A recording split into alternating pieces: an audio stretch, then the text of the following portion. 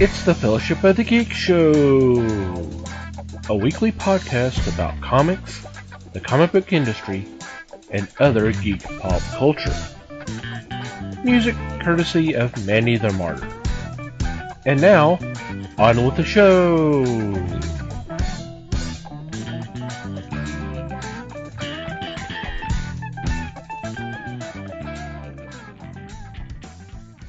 Hey there, everybody. It's the Fellowship of the Geeks podcast.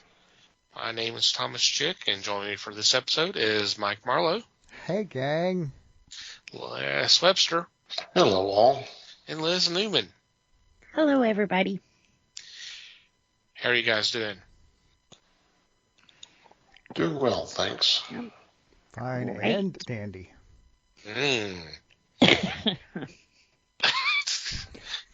So we're all liars tonight, huh? Pretty much. Happy November to everybody. Yay. Last 2 Yay. months of 2021. We made it. Did we, though? Yeah. Barely, but yeah, we did it. Of course, now she jinxed us by saying that. Yeah. That's okay. She thinks whatever she's wadding up is quiet, too, so it's fine. Yeah, true. Sorry. Too late? Well. Everybody out there is doing okay. So what's been going on in your corner of the galaxy? Well, Wow. Quit breathing into that thing. sorry. Is that better? I Yeah. hit An it. airplane was taken off. Ah, so did I. Shit. I hit it and it went almost right into my mouth. Next time, that's bad. Just Right. so you recognize it. Yeah, no. Microphone bad. Microphone up nose bad, anyway. Slurpee good. If you're into that sort of thing, sure. Well, we just finished up with October, so I have been in my horror mode. So I've still been watching. Haven't snapped out of it yet, huh? I haven't. I love horror movies though. But we watched all of the Halloweens. Pretty much, yeah. I've seen those a couple of times this season. I guess with the new one coming out, it seemed like that's what all the channels were playing. Not a whole lot of Friday the 13th and stuff, which I guess it makes sense since it's called Halloween, but, you know. And they're better movies. But anyway. Right. Also, Boomerang and Cartoon Network got together this year, and they pretty much, like, released every Scooby movie ever. So, right. And Mike missed out on it. Darn it. Damn. I hate when that happens. I've been watching those too. I watched, what was it, 13 Ghosts with Vincent Price? And I guess I should have Googled this, but I don't know. A while back, not too far back, just like a couple of years back, I could have sworn that Cartoon Network did a series of the 13 Ghosts, and this was the movie. And I think what happened is, like, this movie, they're catching the 13th ghost. Yeah, hence the name. And they make reference to 12 of them that Shaggy, Scooby, and Daphne all caught together. Mm-hmm. And I'm thinking maybe that's what I saw was the 12 that they hunted down. I'm not sure, though. Yeah, there was a show way back when, so like in the 80s. So that may be what they were referencing. It was that show. Huh. But I remember Fred and Velma there. I don't think they were on that show, but I could be mistaken. I'll have to look that one up now. Because it was pretty cool, but with all of the throwbacks that they did, it almost felt like I should have watched I should have watched what they were talking about, I would have known a little bit better. Premiered September 7th, 1985, and ran for one season as a half-hour program. And what was it called? The 13 Ghosts of Scooby-Doo. Huh. Okay. Yeah, and then the follow-up film, Scooby-Doo and the Curse of the 13th Ghost, was released in 2019. Featured a previously unseen 13th ghost. Dun, dun, dun. In 2019? Mm-hmm. Hasn't Vincent Price been gone for a while? Yes, he has. Yeah, but they can always get someone else to sound like him. True. It was kind of weird the way they did it. He was supposed to have like magic powers or something, and he didn't. So, but yeah. And then of course when I'm stressed I clean, so I've been doing a lot of that. Maurice LaMarche did voice of Vincent Van Gogh.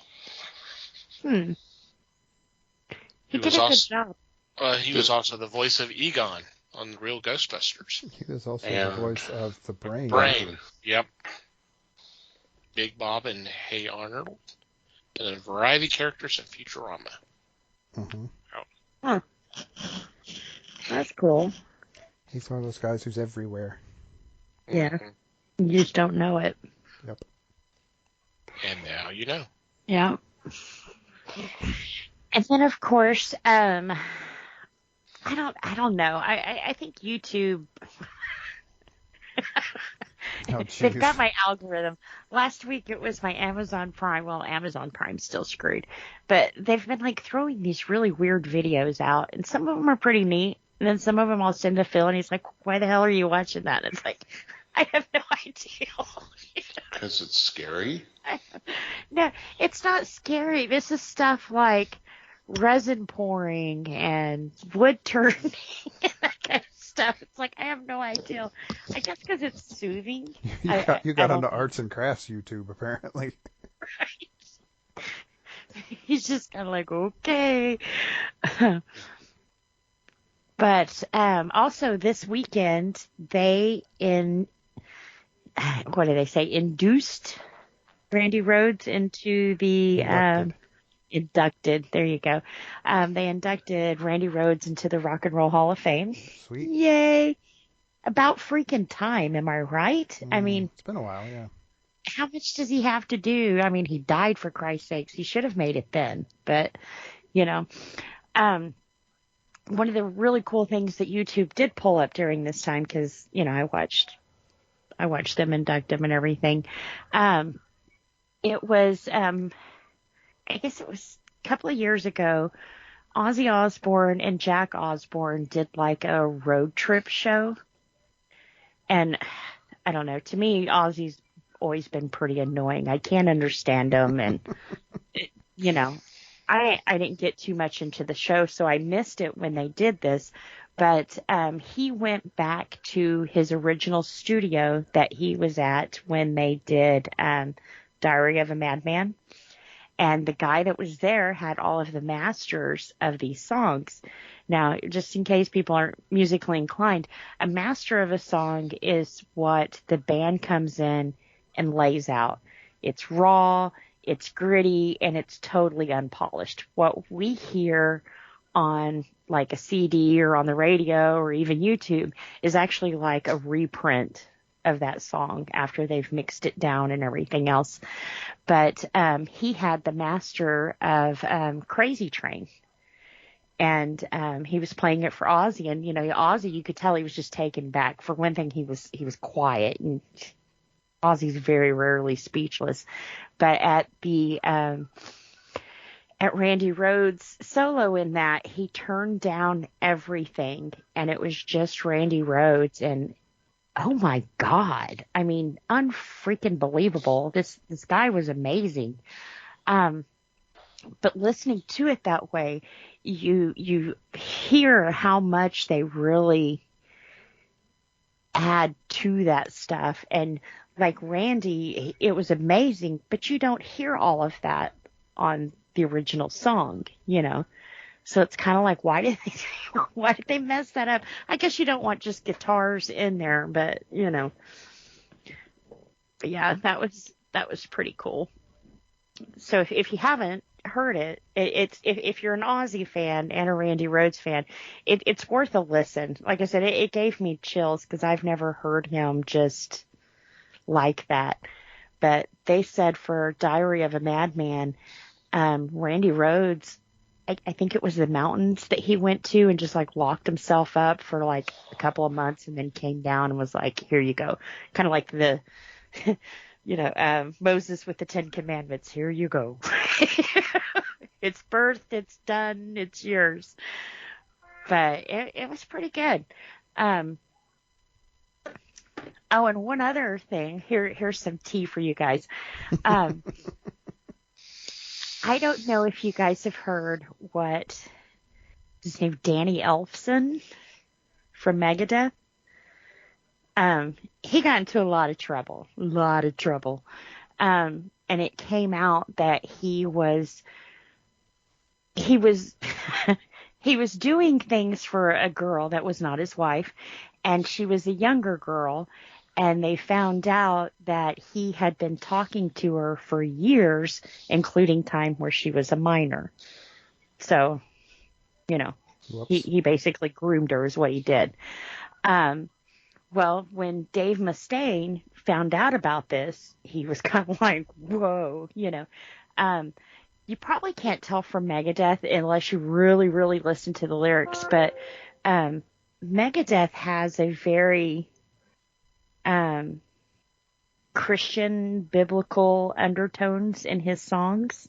It's not full come out and God will save you, but, you know, he does make reference to, you know, the mark of the beast and, what is it, Elysian Fields and that kind of stuff. So, you know, anyways, but, it shouldn't have mattered anyways, because Elfson is actually a priest.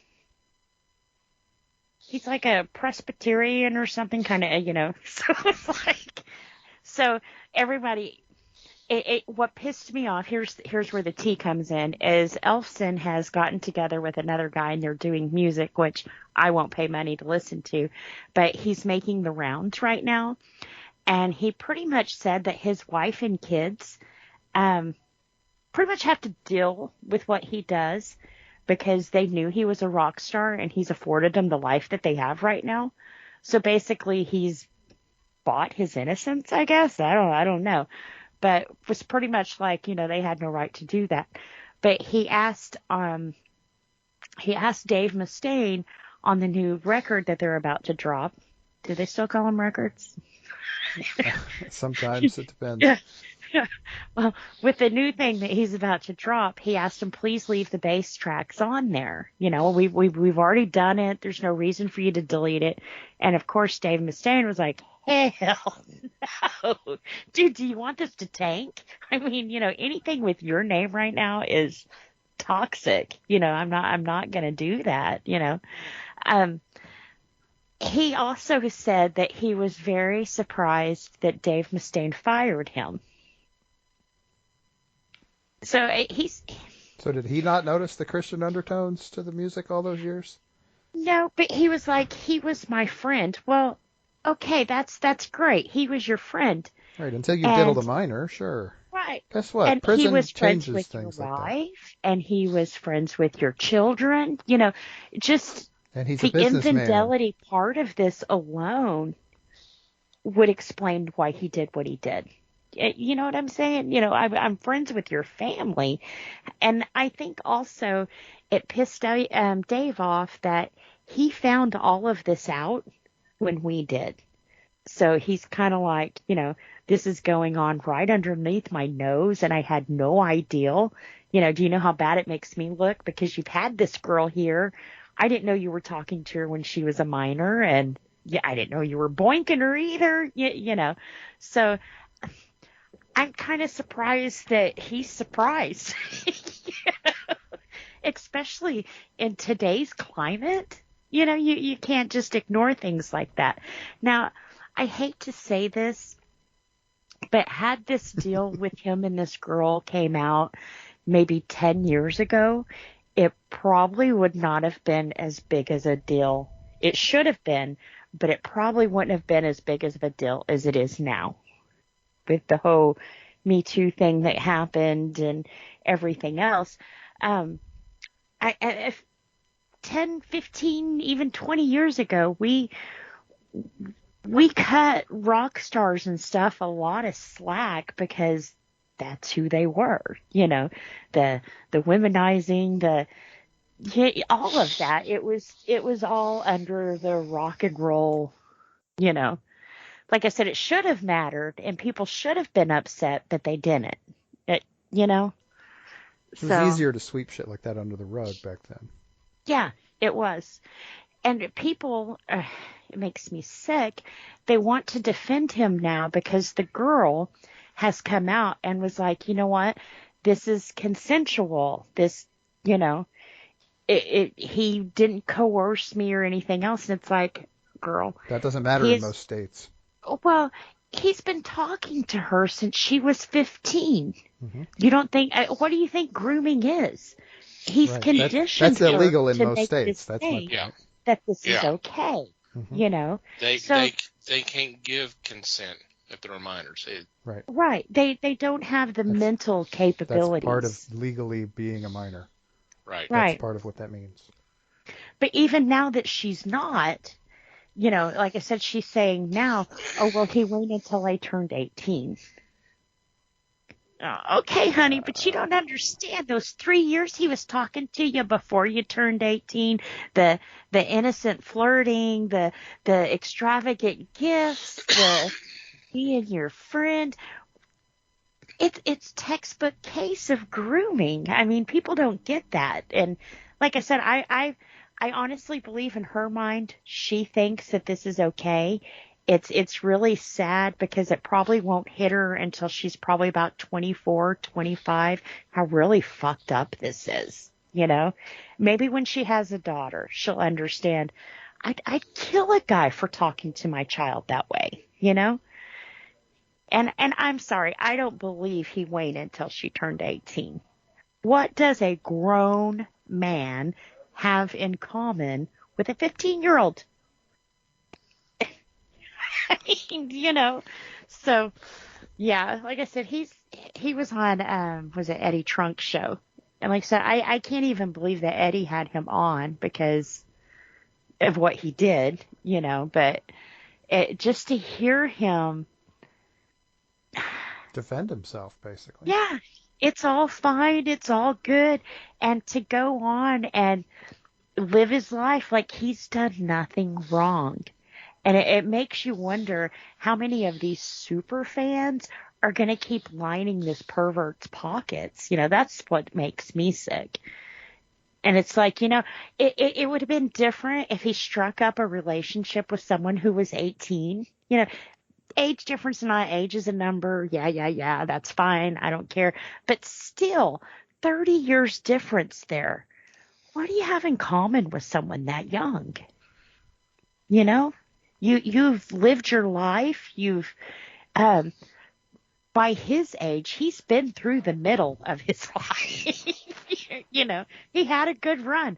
And I'm not saying that you get a certain age and you're just old and you can't, mm-hmm. I'm not trying to say that. But you start that backpedaling, girl. Married. Well, I know that being a rock star it plays a lot on your body. And on your mind. Hell, Nikki Sixx just released a book about how fucked up he was during the Motley Crue days, which of course we all knew, but, color me shocked. Right. But the toll that takes on your body, I just. Drugs are bad, folks. That's the whole moral of drugs this. Are very bad. Yes. And it's. So is diddling a minor. Very. That's just like I said. When it all came out at this funeral, I guess Sean's mom had just died, and that's I was reading some of this article to Phil on the way up there, and he was like, "Oh my God, I can't even believe this," and just it's icky. It's icky, guys. I just. Is that the medical term? Oh, man. No, they've probably got a really long word that I can't pronounce for that. She's got I icky take down. Let her medication have it. for it. Let her have her icky. To me, I can't understand how some people get a pass. You know? At the same time that Randy Rhoads is being indicted. Inducted. Inducted. Not indicted. Indicted something else. Not induced. That is also something else. And yes. Indicted is what Elfston needs to be. Yes. And probably will be at some point. Yeah. They were also doing Jay-Z, which I'm not into his music, but I won't down his accomplishments because he's accomplished a lot, Mm-hmm. But scanning the audience, Chris Brown is there. And it's like, damn, I haven't heard a lot about him since he beat the shit out of Rihanna. Why is he in the crowd? Why, I Google it, and damn, boy's still got a career. Mm-hmm. How do you do the things that he did and still have a career? Her picture was all over the internet for months on what he did. How do fans still support press charges? I don't think she did. I'm not sure on that one. And victims of abuse, I won't I don't want to say belittle her for not. I understand. She if did she leave his didn't. ass eventually. I mean, She did. there She was left him that. that night. Yeah, There she you was go. never with him again after he did that to her. And crazy thing was, not only did he do that, they had like an award ceremony the next night. So she had to go to an award ceremony, freaking black and blue like that. It's yeah. And I also know there's certain cases where a DA can step in and say, you know what, you're not in your right mind. I know you want to drop charges, but we're going to pick them up because what he did to you was wrong. You may hate us right now, but you will thank us later because, Well, and whether you do or not, we don't care because we're going to get this lunatic off the street. Right. Yep. But instead, I've grown as a man. No, because any person who would ever think it's okay to put their hands on another person would never a man in my book. I mean, I don't care how many classes you go to, you can't really change a lot of that, Once a creep, always a creep, So yeah, like I said, it was crazy. But I'm glad that Randy Rhoads is in there, and after people pass, you usually hear all this bad stuff about people and that kind of thing. I'm glad that that's never been the case with Randy Rhoads. A bunch of dirt dug up. I don't think there would be anything to dig up on him. Not that he was a saint, but he just, he was a mama's boy. Loved music and his mama, kind of like Elvis.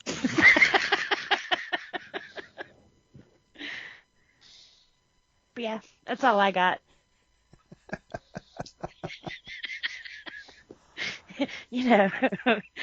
Music, molestation, the whole 9 yards. That's all I got.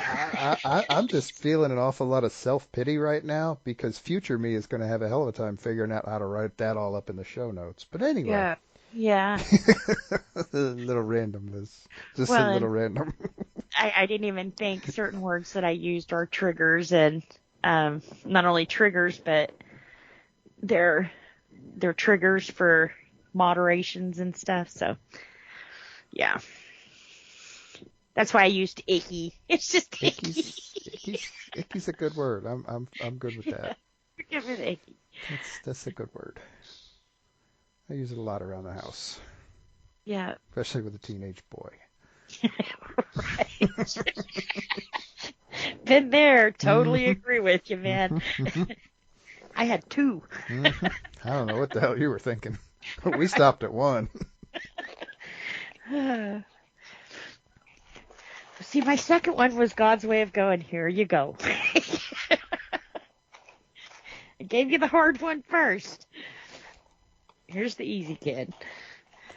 Yeah.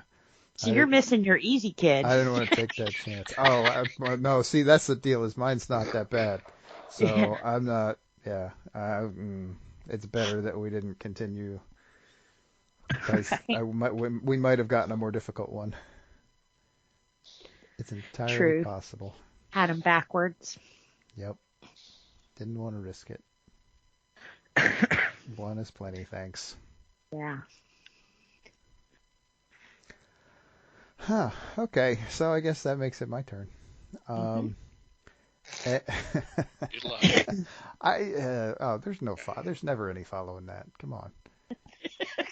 Never. Follow Icky. Okay. Bram Stoker's Dracula. Oh, man. Yeah. I don't know. I wasn't involved in the selection process because I was late when we were watching this the other night. So I don't know how it got chosen. I know why it got chosen. I don't know how it got chosen. I think it chose us. It kind of sort of, that was the impression I got, was that it was just sort of there in the right place at the right time. Yeah, it worked. But given that we had talked about it earlier in the month anyway, it seemed fitting that we actually end up watching the thing. I have to say, I was, I guess, somewhat startled by how long it had been since I had seen it, because there was a lot I did not remember. Yeah. Yeah. I did not remember, honestly, most of the cast. I did not remember Richard Grant being in this movie. I did not remember Cary Elwes being in this movie. I did not remember Billy Campbell at all. Yeah, I was about to say Billy Campbell you wouldn't recognize. Right. Not that he didn't do a good job, but it was a bit part. Well, yeah, and I mean, I know him best from The Rocketeer, and this is like a couple years time difference here. Mm-hmm. So, yeah. Yes. Definitely not Rocketeer. No. But overall, it's an interesting movie. It is. I was surprised how much they showed on a free channel. That was kind of like, There's not. okay. I mean, He's going there. Other than it being surprisingly bloody at times, there's not. I mean, there's not a lot of nudity. There's not a lot of actual violence. I don't know if Wyona could keep her boobs in her top. Oh, Lucy's popped out, but that Right. wasn't for very Yeah, well, long, they and were. it was They very made medical sure in to its own way. But get the light behind her so you could see through the nightgown kind of thing. you know, and see, and that was part of one of the things that I kind of had forgotten about it, was that it was for. I even made the comment at the time, for a story that's set in Victorian England, there was a lot of inappropriate touching in this movie. There was just a lot of people all over each other. And that was not something that happened. I mean, it happened in Victorian England, don't get me wrong. I mean, it's just not what you know Victorian England for. Right. Because it was very much repressed, and it was very much going on in the background and behind closed doors. And this was very This was very 90s. Unfortunately, I have to say it. This was a very 90s movie, and it was very, very overacted. I was shocked at Anthony Hopkins and just the raw level of overacting he did in this movie. It kind of blew my mind. I mean, like I said, I've seen it before, and I just had totally forgotten that. Yeah. Given weirdly understated, and I know what the reaction to this is going to be, but given the weirdly understated performance of Keanu Reeves, Hopkins was like trying to make up for it somehow. I don't know. Yeah. Well, I think Keanu's part was supposed to be a very meek guy anyways. Yes. So, Absolutely. Parker is there not... wasn't a lot he could do in that role, Right. And one of the fun things about this is that of all of the productions of the Dracula story since the late 20s or early 20s, 1920s that is, this one is actually surprisingly close to the book. This is one of the closer ones that I've seen. I will not claim to have seen every Dracula movie, but I've seen a lot of them. And this one is the one that I find to be the closest to the actual novel, because most of the early ones were based on, like the Universal ones, the 31, Bela Lugosi, Todd Browning. That was based on a stage play that had been written a few years before. Right. It was not directly, which was loosely based on the novel. Yeah. It was not based. That movie was not based on the novel. It was based on a stage play, and a lot of that happened. You got basically throughout the decades, you get various versions of that. You get stuff that's somewhere in between the two, and this one is actually surprisingly close to the book. But what they did in this one, I don't think they could have done earlier, just for censor's sake, not just the sex, but for the blood and stuff, like you were saying. Have you seen Hammer movies before? Yeah, but they kill, but it's always off screen, and Not in the Hammer movies. Hammer. No, it's a lot. Okay, so the first one, Horror of Dracula, is pretty demure, granted, but it was 1958. As the Hammer Dracula movies went on, they got more and more racy, to the point where you get what we got with Dracula AD 1972, as you may recall, because we have watched that. And yeah, that was relatively racy in spots. This was too, but this was, I don't know. I actually, it was not the racy stuff that kind of creeped me out in this one. It was, I mean, Gary Oldman being all over Winona Ryder was more creepy to me than anything else. I mean, it's a very intense version of this movie, and I don't know. It is a very pretty movie. It is extremely well designed and costumed and all of that stuff. It's still a little over the top in that regard, but yeah, for me it was the overacting that really pushed it beyond the limits. I mean, I would still say it's good. I would still say watch it, but it's an eyeful and a half for sure. And honestly, I didn't really do much else in the last week other than watch this movie, so that's kind of why I brought it up and picked at it a bit. Cool. Yeah. So I think that one picked us. I think we saw, what was it, Frankenstein was coming on after it? I just didn't realize that one had just started. Yeah, and it's fine. I mean, like I said, I'm glad I got to see it again. I'm, like I said, a little surprised at how little I remembered of it, but it's cool. It worked out well. Yeah. It's just kind of a weird movie. How weird was it? I just did 10 minutes on how weird it was. What do you want from me?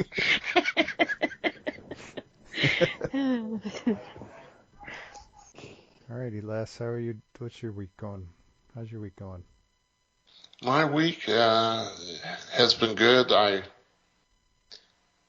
thanked you before the program for helping me through downloading this episode, or the reading material for this episode.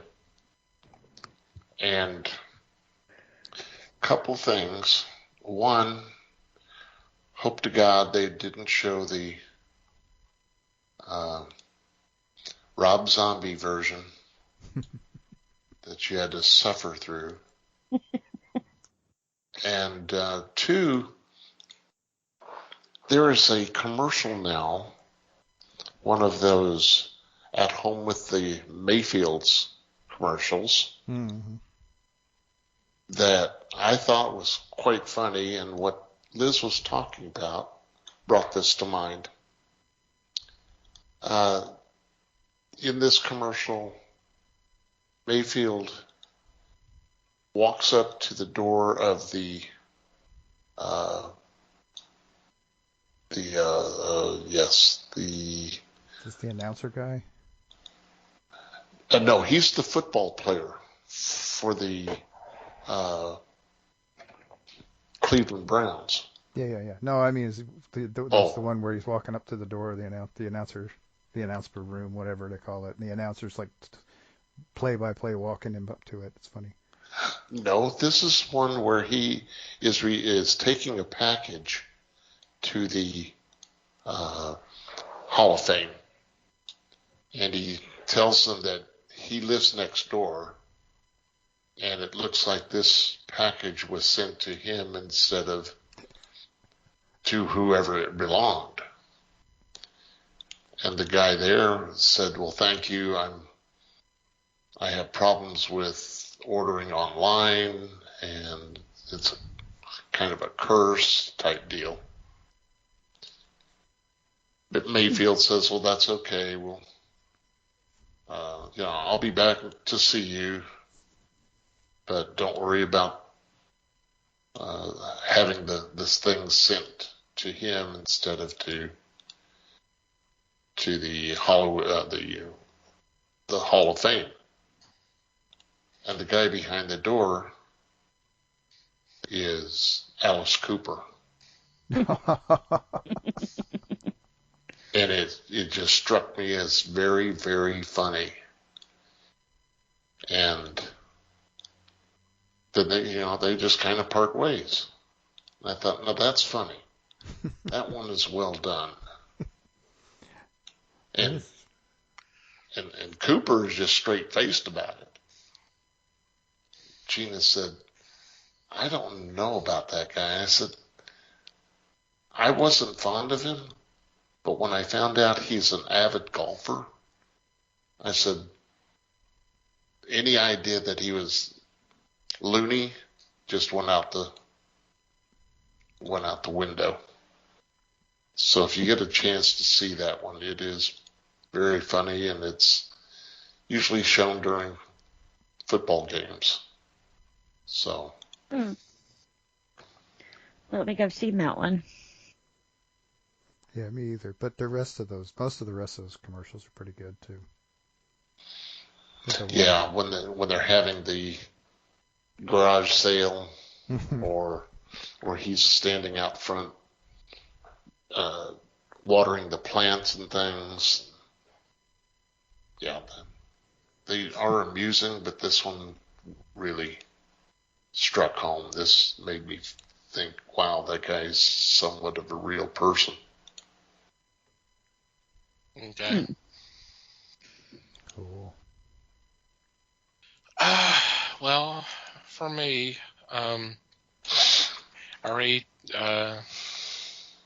Dracula's already been mentioned. I actually took some time to watch Psycho 2 and 3. I hadn't seen either one of those in a while.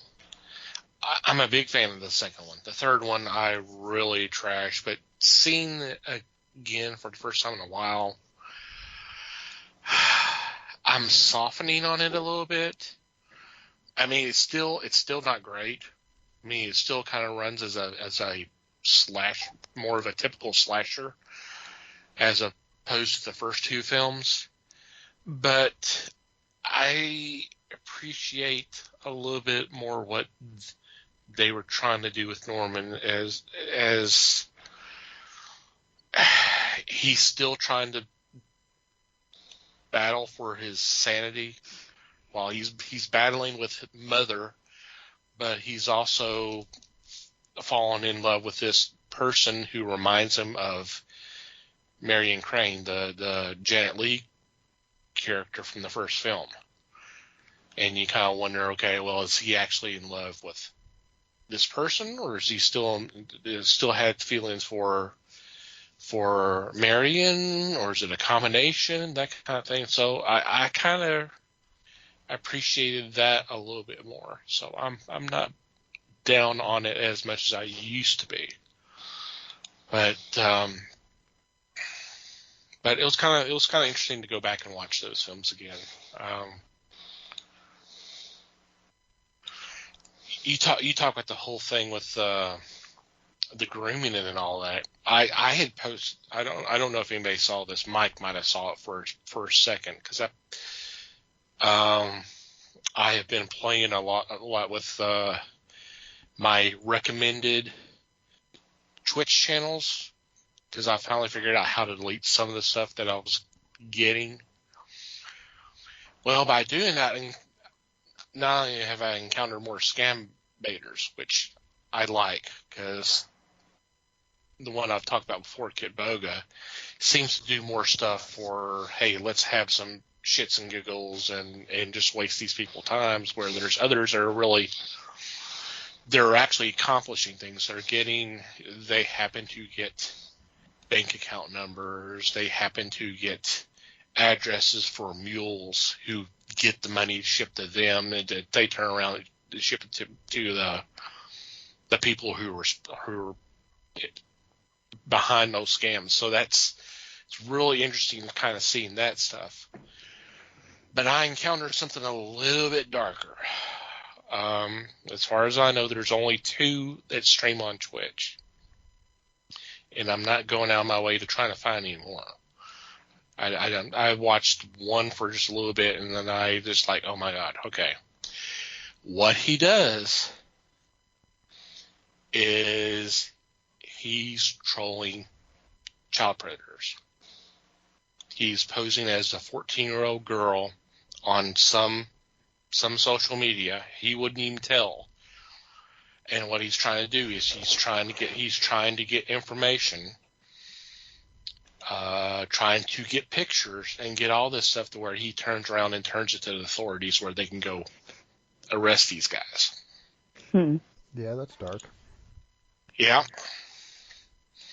Well, and the one that really got me going, okay, I don't want to watch anymore. Right off the bat, the guy offered her, quote unquote, her $500 just to meet, and then was going to offer another $3,000, and then he started saying what he wanted her to do. And I'm like, okay, I don't want to watch any more of this. You were done. Yeah. I like it's crazy. And he, he was like, well, I'm 35 years old. I mean, he's not even pretending that he's like a teenager or something like that. He's just like, it's just, wow.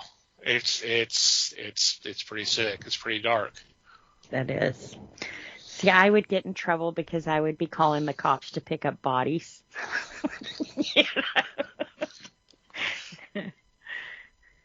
Well, in this particular, it just, I just like, I can't take any more of this, because it's sad to think that they're out there. We know they're out there, but they're out there a lot more than we possibly imagine. And I used to watch Chris Hansen a lot when he would do that. Well, and that's the thing, because his sounds for like new subs and all that kind of stuff is Chris Hansen. Huh. So yeah, he's obviously inspired by the guy and all that, but this is something that and the other streamer is actually his partner, so they've got this kind of, I don't know if it's how much of a business they're taking time out. I mean, we're recording. It's currently 9:20 on a Tuesday night. He's already on. He's been on for several hours, I bet. And that's all he's doing is he's logged in on this thing, and he's just trolling around. And if someone reaches out to him, hey, what you doing? Oh, not much, And then they start this conversation. And some of the stuff I've seen, they immediately go to, hey, well, why don't you send a picture to me, and hey, let's, I'd love to meet with you and cuddle up and this kind of stuff. And you're going, oh my God, Yeah. he just told you he's a 14-year-old girl, and you're wanting to hug her tightly and do this, that, and the other. Yeah. You're going, okay. No. Yeah. I will. Yeah, I will not. I will. Yeah, like I said, I've blocked that stuff, so I don't want to encounter it anymore. Right. I don't want to think about it. I don't mind watching like the aftermath of like with Chris Hansen when they would finally come to the house and bust them. I just couldn't watch the phone calls and the text messages, and that just, it turns my stomach. It's just, yeah. But I liked watching them get busted. Yeah. Yeah. I mean, so what you're saying is that you'd rather watch Cops than that stuff, and that's fine. That's not a cop. Hansen, he didn't show you the cop part of it, though, them getting arrested. He just kind of broke it down and was kind of like, what the fuck is wrong with you? Yeah. You brought pizza here to meet a 12-year-old, So it not that I would ever understand what goes through their minds, but it kind of shows you a glimpse of a sick fuck's mind, why they even can justify that being okay, or, And then some guys, this is their second, third, fourth time getting busted. It's like, my God. When did we learn we can't rehabilitate that? It's a sickness. It will always be there. There ain't no getting over that, Lock them up. Yeah, and I'm just saying that because we're recording. I have She's better keeping it ideas clean. of what I would do. She's keeping it clean. Yeah. Don't want no FBI on my porch. So, yeah, I was surprised there's so many more scam baiters, but from what I've been hearing from some of them talk, the scammers are checking the YouTubes. So when they ever get in kind of work, when they start figuring, hey, something's up, they go, "Are you a YouTuber?" So, but it's so funny because when these scammers finally realize that they've been screwed over by a scam baiter, they start up this hokkake. I knew you were all this time. Like, yeah, you just wasted 3 hours of your time, and now you're saying you just did this just for shits and giggles. Okay, whatever, dude. I saw a text message thing that said, you just won a prize. Give me your bank account information to get it. And they're like, okay, passwords, eat a dick. Username, go get fucked. The guy comes back, are you sure that's right? Oh, I'm 100% that's right. Hey, that's my password. I guess you're going to have to change it now. Yeah. Oh, shit. Eat a dick is no longer secure. Oh, man. I think Eat Two Dicks is still taken, though. You can still use that. Maybe. Let me check with my sister. Oh. Sorry. Yes, Ouch. Eat a Dick 2 used her.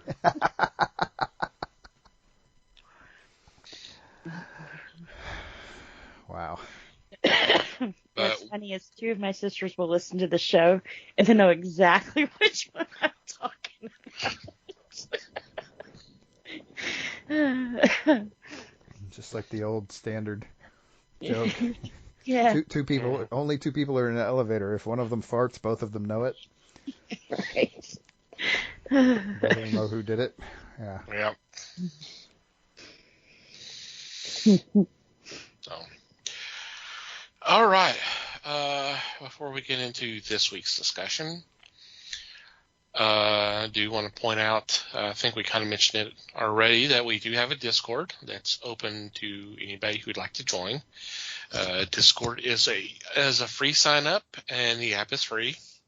We do have an invite on our homepage, www.thefellowshipofthegeeks.net. We post a lot of news items on there. I usually post a lot of the newest trailers. There may be some other funny videos that are posted.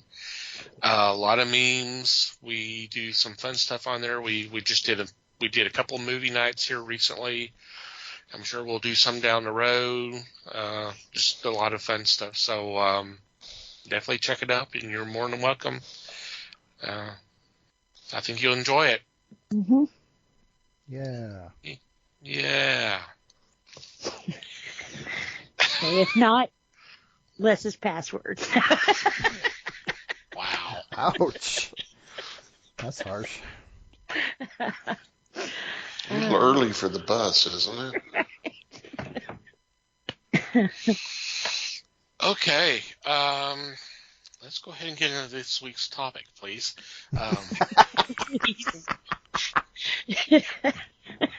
Gotta lighten the Yes, mood quickly. somehow. Right. Well, I did bring it down, and I do apologize, but yeah. We haven't done one of these in a while, haven't we? Mm-mm. That's It is fine. time. It's time for another graphic novel review, and this one actually came out toward the end of September. But with us having Horror Month, we didn't have a chance to get to it till now.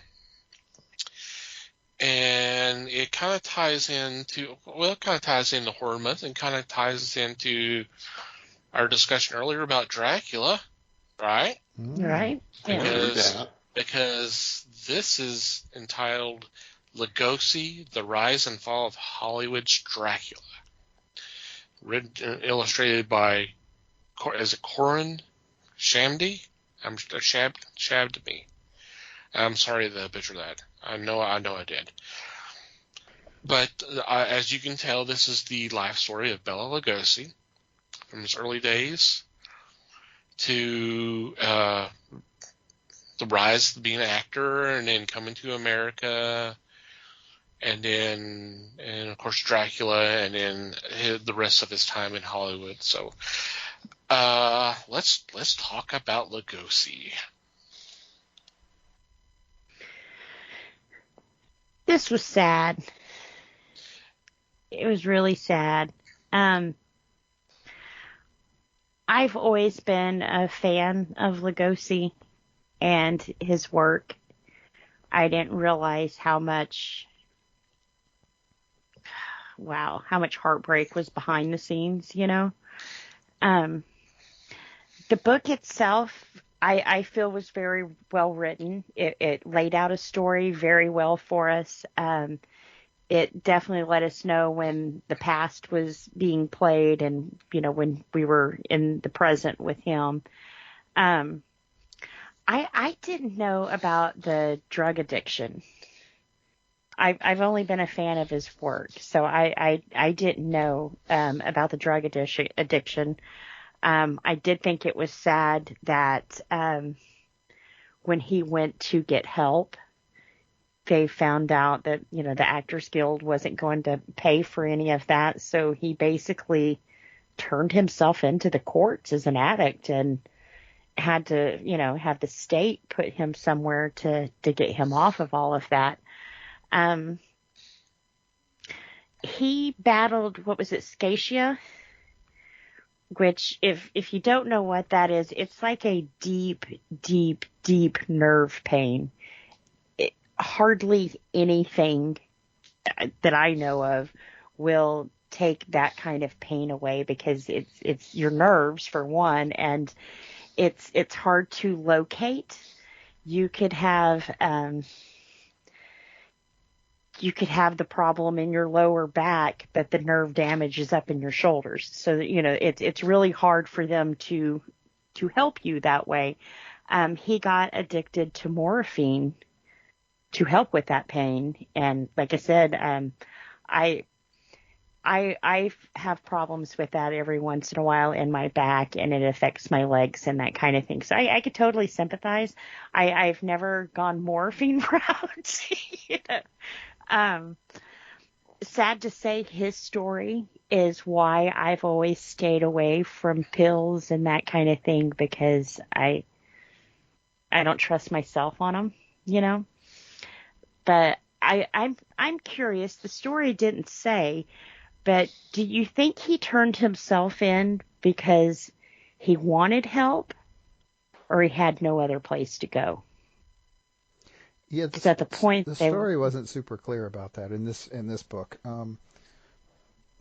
It seemed, I mean, the feeling I got, and I guess from other stuff I've seen about him in the past, um, I think the simple answer is he couldn't afford to pay for it himself, and so he had to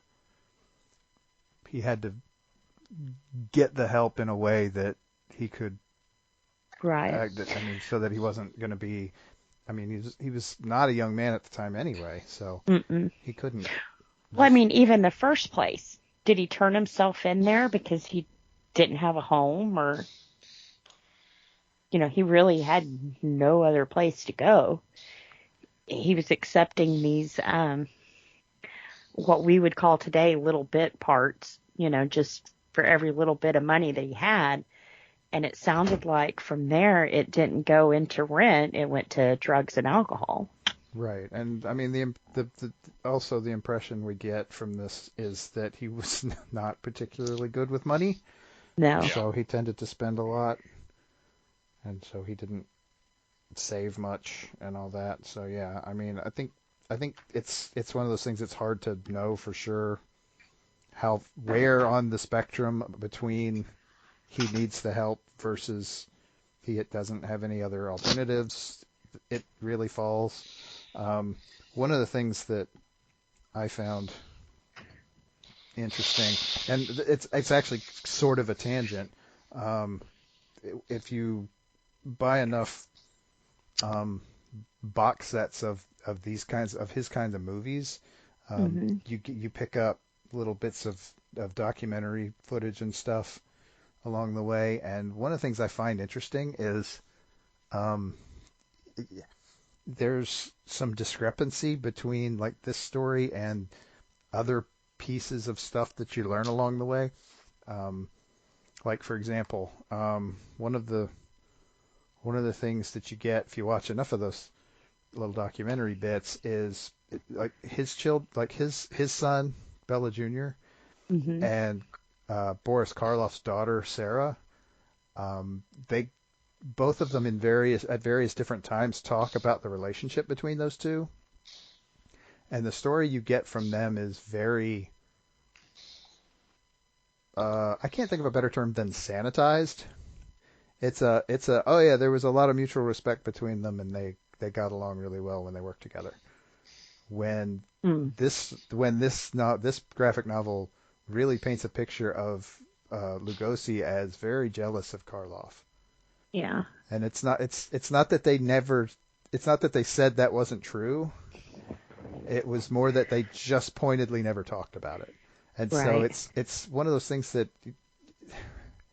yeah, it's kind of hard to tell sometimes. I mean, I don't doubt that. I'm not saying that to criticize the writer of this at all. I think he's working with what he's got, and he's learning lots of stuff from lots of places. And I honestly think that in some of those cases, the children are not necessarily very forthcoming, and so he's Yeah. having to dig. He's having to get real creative and dig in other different directions to find out what he's finding out. And so Yeah. I guess where I'm going with that is he might not have a whole lot of detail in regards to um, why Bella was seeking the help he needed at that time. Yeah. So it's one of those things where this is something that happened 60, 70 years ago. It's maybe hard to pin down. Right. Well, and the rivalry, it made sense, Sure. you know. Bela Lugosi was already at his high point whenever they crossed paths, and I could be wrong, but from the movies that were referenced in this book, it seems to me that Boris Karloff was just at the beginning of taking off. Mm-hmm. It was, And Frankenstein was his breakout role, really. And it would be hard as an older actor who is trying so hard to get any part you can to see, here's this younger guy come in and he's just getting everything, they're bending over backwards for him. I'm getting paid $500. He's getting paid $4,000, See, here's the trick. I'm not sure Lugosi was older than Karloff. What was it? Talks about when 1890. They're not that different in age. If anything, Karloff is a bit older because Karloff is like 40 in the Frankenstein when they're shooting Frankenstein, and I mean Lugosi's not much off of 40 either. They're not. They're contemporaries. Yeah. But Bela had been. I think one of the things that made it kind of tenuous was that Bela had been kind of a leading man for a while in his acting career. I mean, that started in Hungary, and it started not speaking English in any way. But as he moved along and grew and progressed and moved to England and then America and learned to speak English, I mean, he was still a leading man.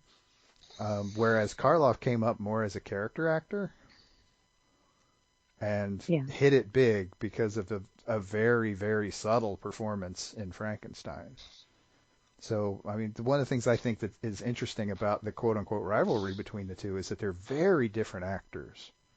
I mean, there's not really a comparison between the two, other than they were in the same kind of movies. Okay. Well, I felt Boris was more employable because they didn't have to train him to speak. That sounds awful, but you know what I'm saying. And by the time Dracula comes out, Lugosi speaks English. I mean, he's got a really strong accent still, but he speaks English. Karloff is a British national, I believe. Yes. And honestly, the deal is, I mean, that whole character actor label, that's usually given to people who have a lot of acting range. Lugosi was a leading man. He was good at that.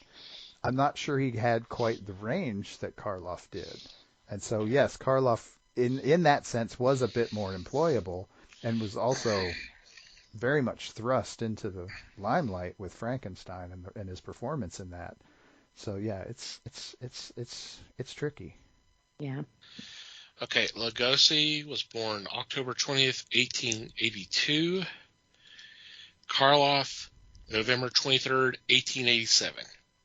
Okay, so Lugosi was a couple years older. Okay. I knew it was much. close. I knew they were contemporaries. Yeah, five's not that bad. Yeah. But I also knew that Karloff was not, he was pushing 40 when, what'd you say, 87? 87. Okay, yeah. So he was, oh, hell, math. Yeah, he was 40-ish. Yeah. 31.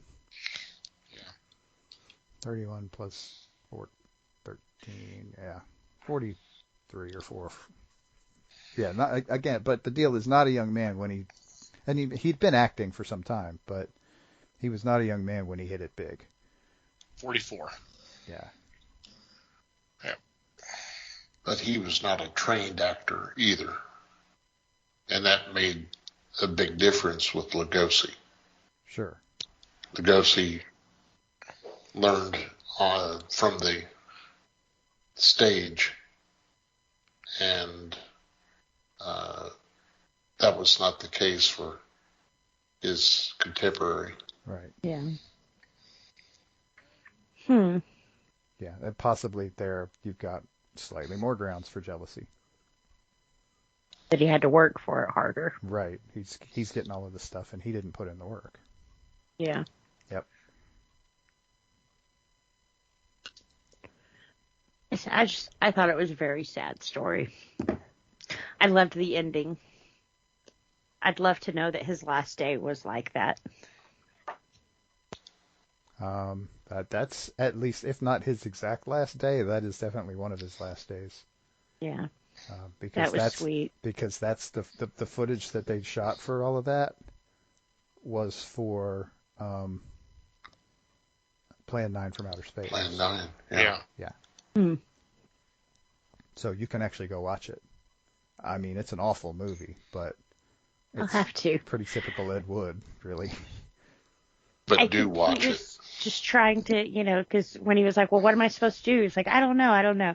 I think he took the footage and made it work, trying to give him that last day. Because he was like, just do what comes natural kind of thing, That was sweet. He tried. Yeah. Again, we're talking about Ed Wood, but he did try. Right. Yeah. His heart was in the right place, even if he was kind of terrible otherwise. Yeah. And yes, I agree. Plan 9 from Outer Space is a movie that should be seen. Do not get any impressions about it being good. Oh no. It is widely considered to be like top 10 worst films ever made. And it earns it. Let me tell you. It is deservedly on that list.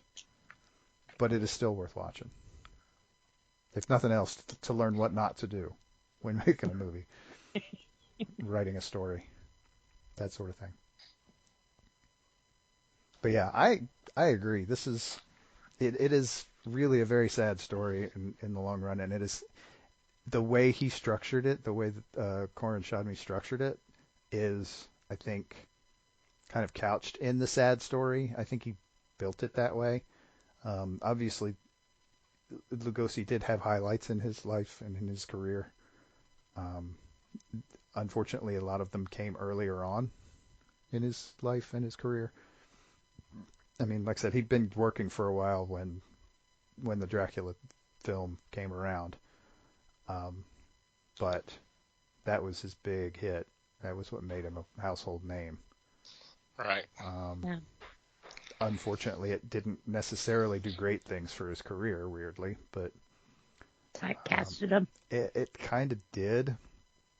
And he resisted that real hard, which is why he was struggling and having trouble finding work for a while, was because he was not seeking the kind of stuff that fit into the typecast. Yeah. Until he finally had to give up, basically. But yeah, so there's it's the basically why he had to leave Hungary is kind of an interesting part of the story, I thought, too.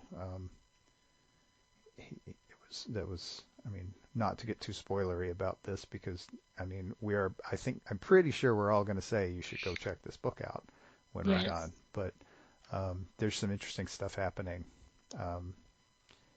In maybe a surprising twist, things get a little bit political. So Yeah. In like the 19 teens or something, it's not anything recent, but it is interesting.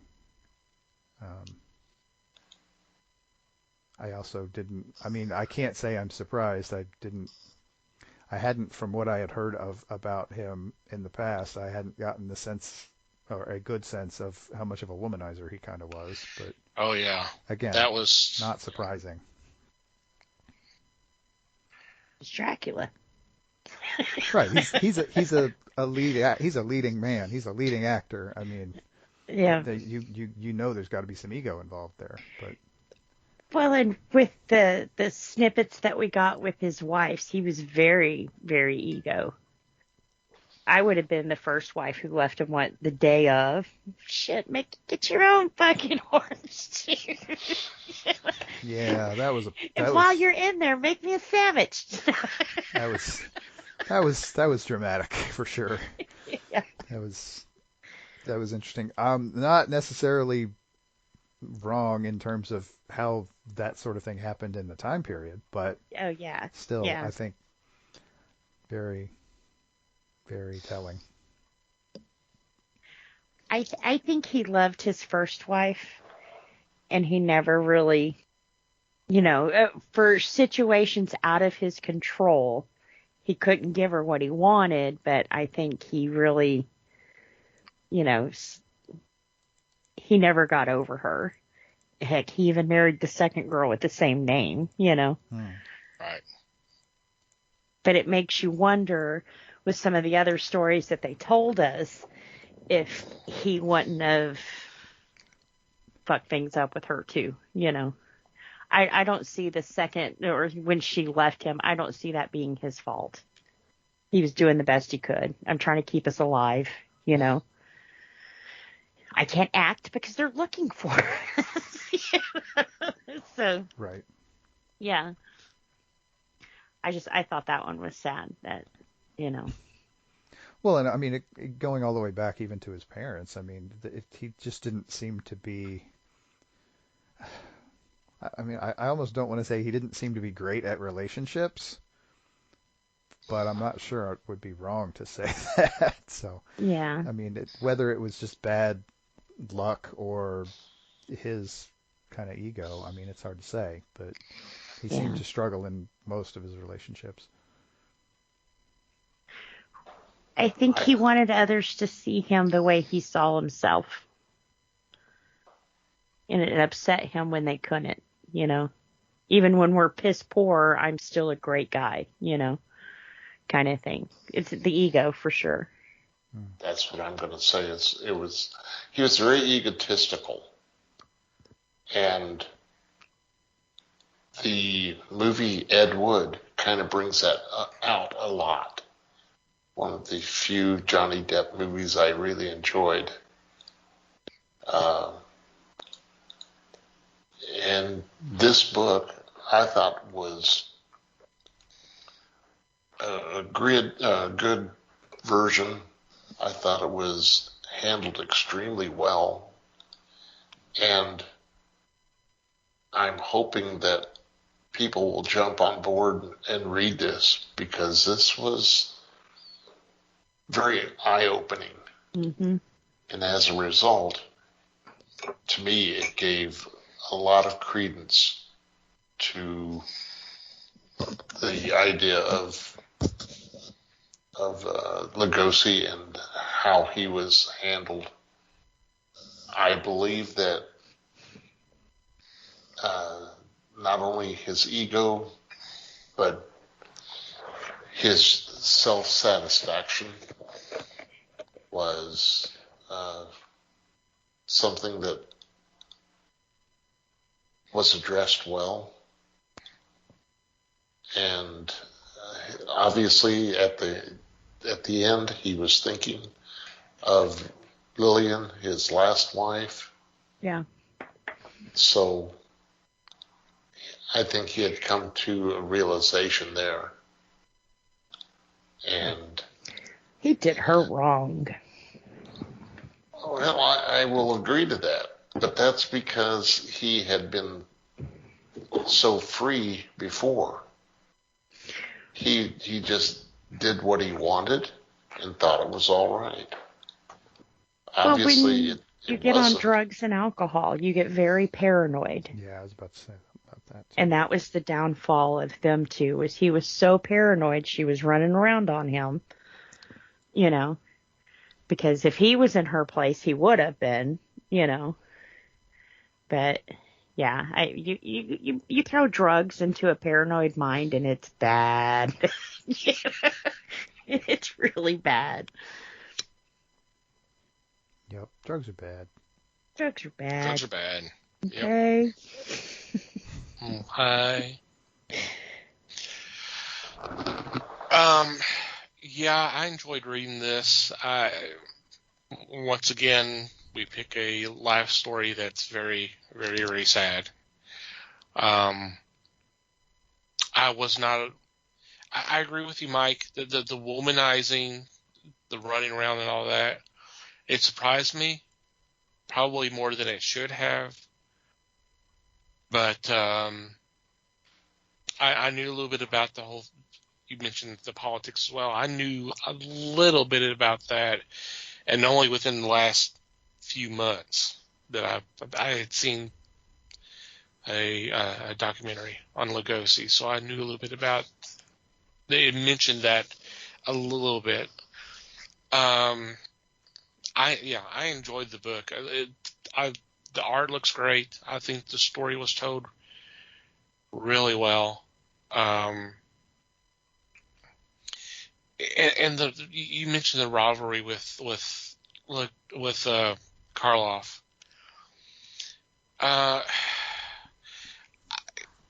From what I have picked up over the years, it seemed like there was rivalry, but I think there was respect there as well.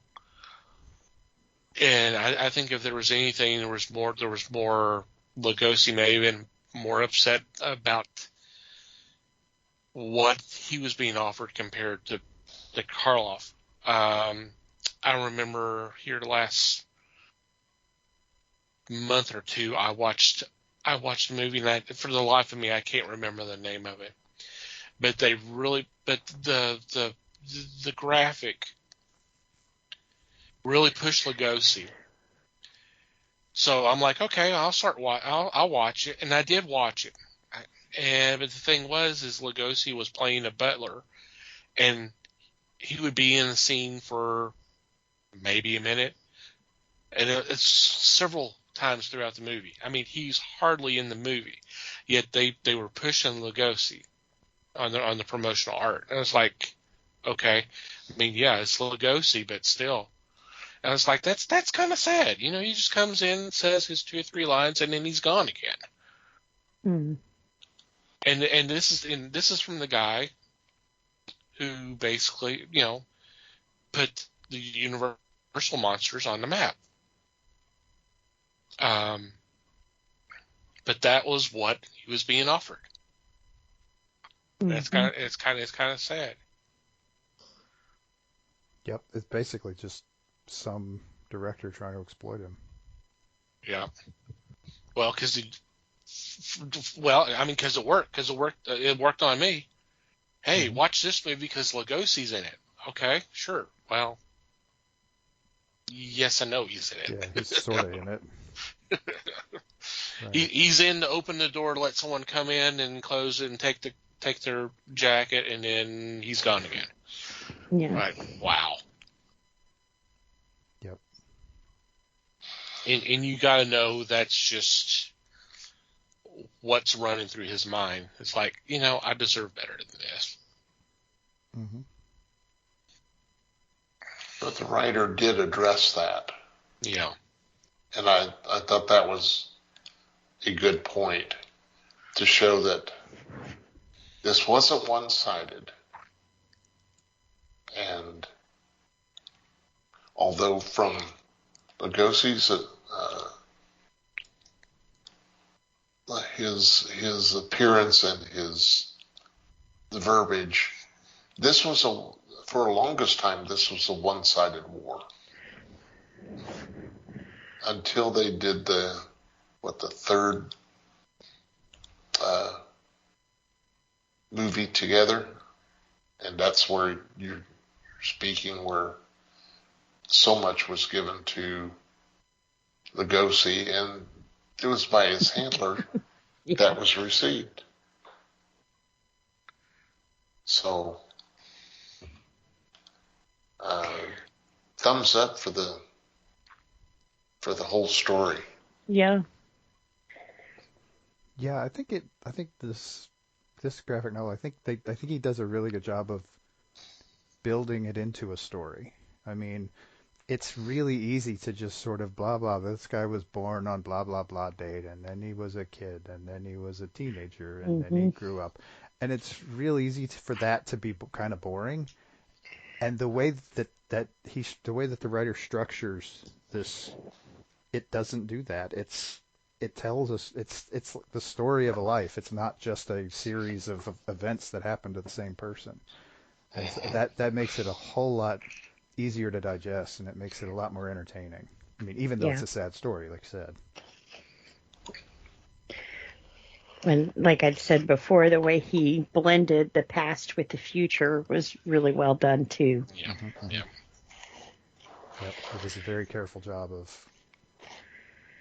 of couching a lot of the past stuff in stuff that's happening in the present, and yeah, it makes it a really nice read. And honestly, with the way he was seeing things and that kind of thing, I think he went into the mind of an addict pretty well too, as far as the drying out and the hallucinations and things that they say they can get. And so I thought that was really well done too. Yep. That helps bring a sense of realism to it. It does. A sense of That how bad it really is at times. that he wasn't just sick. There was really something going on there. Right, or that he wasn't just hiding in some sort of facility somewhere, Yeah. avoiding something that he's not talking about. He shows it as an illness Yep. for sure, and makes it, and that kind of brings us, like I said, sense of presence to it. Mm-hmm. All right. It sounds like it's thumbs up all around. Yep. Heck yeah. I think, yeah, you're right. I'll definitely check this out. This is from Humanoids, Inc., and it's called Lugosi, The Rise and Fall of Hollywood's Dracula. And it's out right now. It's probably in your local comic shop. If it's not, then ask them to order it for you. Yep. They'll do it. Yep. They'll be more than happy to. All right. On that note, we are going to take a quick break and be right back.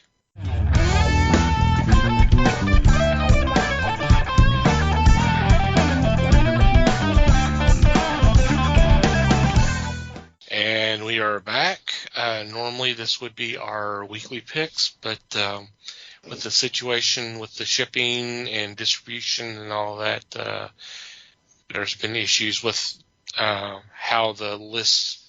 It seems like some of the lists have been really, really kind of out of whack. And it's not their fault. Everybody's doing the best they can. So until things kind of calm down and kind of get back to normal, we are taking a break from weekly picks. But definitely check out our previous episodes. We always have weekly picks. Also go to the website. And there's a page specifically for our picks, so you can check them out and kind of go back and pick up ones that we recommended before. Yep. Mm-hmm. Also check out the Lugosi graphic novel. That should be out and available. Well, yeah. Well, that would be our pick for the Just week a then. quick There we reminder, right? Yeah. Okay. Any special shout outs or mentions this week? No. Other than if you have not finished up on all the horror special podcasts from last month, definitely do that. Just go to Twitter and either do the hashtag #AllTheHorror, or was it @AllTheHorror 18? At All the Horror 18. Yep. There you go. Definitely check them out. Check out those episodes. There's a lot of fun stuff in there. Mm-hmm. Okay. With that being said, we'll go to our regular shout-outs. I want to thank Pop Goes the Culture Podcast Network for allowing us to be part of a great group of fellow podcasts. There'll be a link in the show notes for you to check them out. We also want you to check out the fine men and women who make up Potter and Family, who've been so kind to spread the word of the fellowship. And for you to be able to check them out, just do a search, #Potter and Family, all one word. Just scroll through, and whatever catches your eye, please, please, please download that episode. And hope you have a good time listening to that show. Thank you guys for your help, your support. I also want to thank Manny the Martyr for supplying music to our podcast. There'll be a link in the show notes where you can check out their fine music. Thank you guys. And finally, you, dear listener, thank you for downloading and listening to today's episode. We do appreciate your support, and we value your feedback. Any questions, comments, suggestions, anything. We would love to hear from you. And there are several ways you can reach out to us. Our email address is email@thefellowshipofthegeeks.net. Or you can go to the website, and on the About Us page, there is a contact form that you can fill out. Already mentioned that we do have an invite to our Discord on the homepage. We do have a channel on Discord specifically for feedback. I'm having a hard time with that word today. And we would love to hear from you there. Social media, Facebook, we are at the Fellowship of the Geeks. On Twitter, it's at Fellowship Geeks. Feel free to follow us there. If you'd like to follow our personal Twitter accounts, Mike can be found at Mikey Geek. Liz can be found at LN_Geek. Les may or may not be found at Fake Les Webster. And I can be found at Tom TC Geek.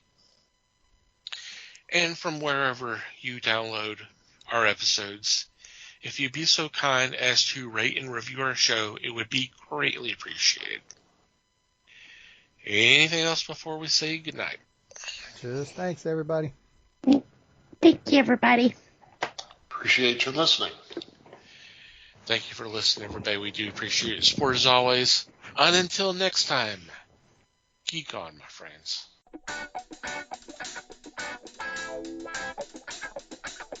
We thank you for listening to the show. Comments, suggestions, and questions can be sent to email at thefellowshipofthegeeks.net. You can follow us on Facebook at The Fellowship of the Geeks and on Twitter at Fellowship Geeks. Until next time,